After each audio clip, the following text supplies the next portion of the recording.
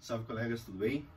Bom, então nós vamos para a nossa última aula desta primeira etapa, falando um pouquinho a respeito da evolução da visão de trabalho ao longo aí dessa perspectiva histórica que nós estamos trabalhando. Bom, ao final da Segunda Guerra Mundial, nós temos um mundo polarizado. Duas grandes potências se levantam, os Estados Unidos e a União Soviética, cada uma defendendo uma ideologia, Estados Unidos defendendo a ideologia capitalista que havia se estabelecido a partir da Revolução Industrial, já havia se estabelecido antes, mas ganhou forças com a Revolução Industrial, com as práticas imperialistas, a formação de grandes impérios, o inglês, francês, o próprio norte-americano, que se estabeleceram e conquistaram colônias pela África, Ásia, América, e nós temos os dois episódios das duas guerras mundiais, que abalaram essa estrutura capitalista ali que foi colocada. Logo após a Primeira Guerra Mundial, nós tivemos a Grande Depressão, a crise de 1929, ela abalou o mundo capitalista, todos os países capitalistas foram abalados, e saiu fortalecido os países que seguiam a doutrina socialista. Isso faz com que tenha um impacto mais à frente, como falei, após a Segunda Guerra Mundial, onde Estados Unidos e União Soviética lutaram juntos, lado a lado, contra um inimigo comum, que era o nazismo. Agora, terminada essa guerra, agora a disputa fica entre essas duas ideologias, capitalistas de um lado, socialistas de outro. E isso vai durar até a década de 90. Como que ficam essas relações, as relações de trabalho aí nesse período? Então é importante destacar que o fato do mundo estar polarizado fazia com que ocorresse um certo equilíbrio, principalmente em alguns países europeus industrializados, onde o mundo capitalista não queria perder esses países, por conta de uma revolução socialista, e por outro lado, os países capitalistas, liderados pelos Estados Unidos, eles faziam uma campanha intensa contra o comunismo.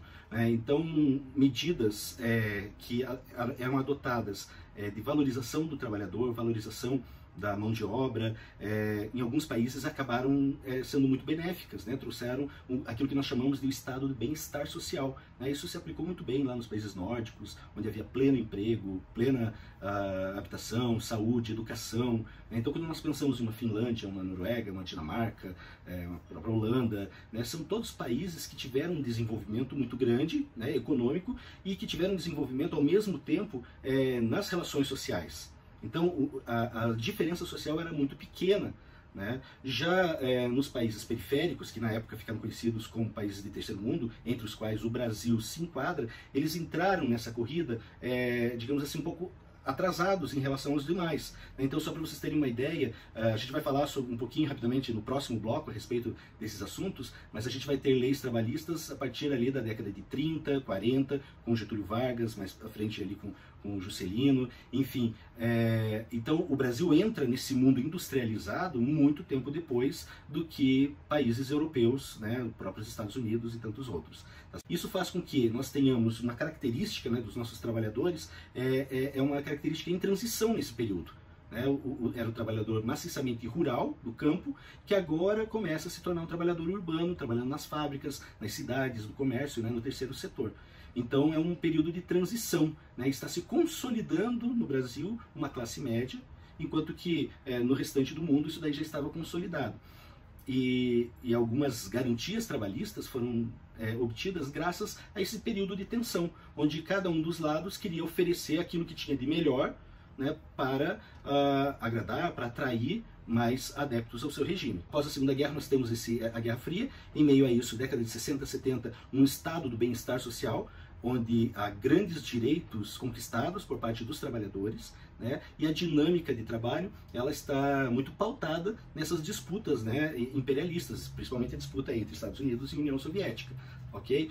Quando nós chegamos na década de 90, com o fim do Império Soviético, com o fim do comunismo na União Soviética e o desmembramento da União das Repúblicas Socialistas Soviéticas, há por parte dos países capitalistas uma certa acomodação em perceber e até mesmo em agir em relação às camadas trabalhadoras. Então nós percebemos que acontece o quê? Quando entra no mundo, na década de 80, nos Estados Unidos, Ronald Reagan, Margaret Thatcher na Inglaterra,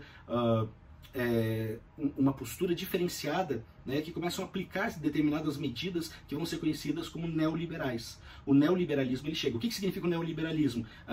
Eu vou falar muito rapidamente, né? O neoliberalismo ele vai significar a diminuição do Estado, certo? Então aquele Estado que antes provia a educação, a saúde e a habitação, esse Estado retrai, né, entrega para a iniciativa privada, né, que vai cobrar, obviamente, por esses serviços, e, ao mesmo tempo, começa a haver um processo de precarização das leis trabalhistas. Por quê? Não estamos mais num contexto de confronto, né? Não precisa mostrar que esse país X ou Y é melhor do que aquele.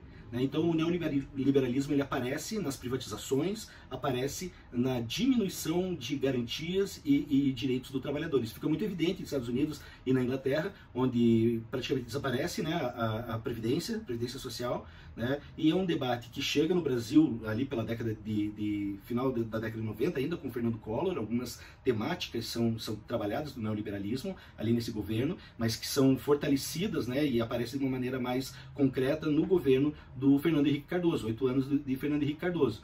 Depois nós vamos ter no Brasil a era PT, né, que pela própria natureza acaba, por ser o Partido dos Trabalhadores, ele acaba retrocedendo nos avanços do neoliberalismo, mas com o fim da era PT, há um retorno, então, dessa temática, né, nesse recuo, nesse discurso de privatizações, no discurso de diminuição das leis e garantias dos trabalhadores, que é o que nós vemos acontecer aí com a nova lei trabalhista, com as propostas de reforma, até mesmo no funcionalismo público, né? Então, o trabalho está passando, e aí nesse contexto em que vivemos atualmente, né, essa uberização, né, do trabalho, é bem importante a gente tratar disso, né, onde o trabalhador perde as suas garantias individuais, né, e ele acaba tendo que fornecer tanto o equipamento para o trabalho, vamos pensar no Uber, vamos pensar no entregador lá do iFood, né, ele tem que ter a sua moto, ele tem que ter o seu carro, né, ele não tem uma garantia do empregador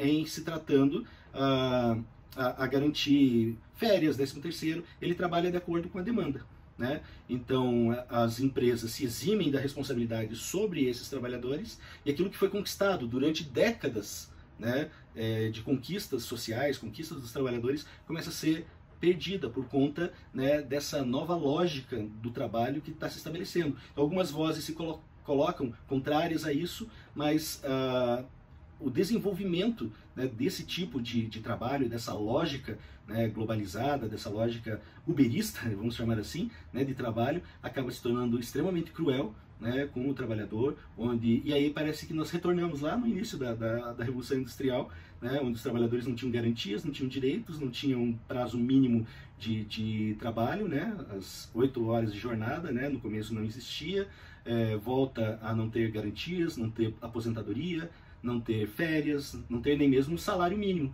né? Se nós pensarmos nesses trabalhadores de hoje, né, desses aplicativos e tudo mais, eles não têm um salário mínimo, depende do quanto eles conseguem faturar durante a semana, durante o mês, tá certo? Então nós fizemos aí um brevíssimo panorama, né, da evolução do pensamento a respeito do trabalho. Lógico que teríamos muito mais questões a serem trabalhadas aí, a serem discutidas, que vocês poderão aprofundar com as leituras indicadas na nossa bibliografia e com a leitura ali recomendada especificamente para esse módulo, para a semana 1. Na próxima semana vamos falar um pouquinho mais sobre educação, sobre o contexto brasileiro, e espero que vocês tenham gostado e tenham aproveitado bastante essa primeira semana, tá ok? Um grande abraço, gente, e boa caminhada. Até mais. Tchau.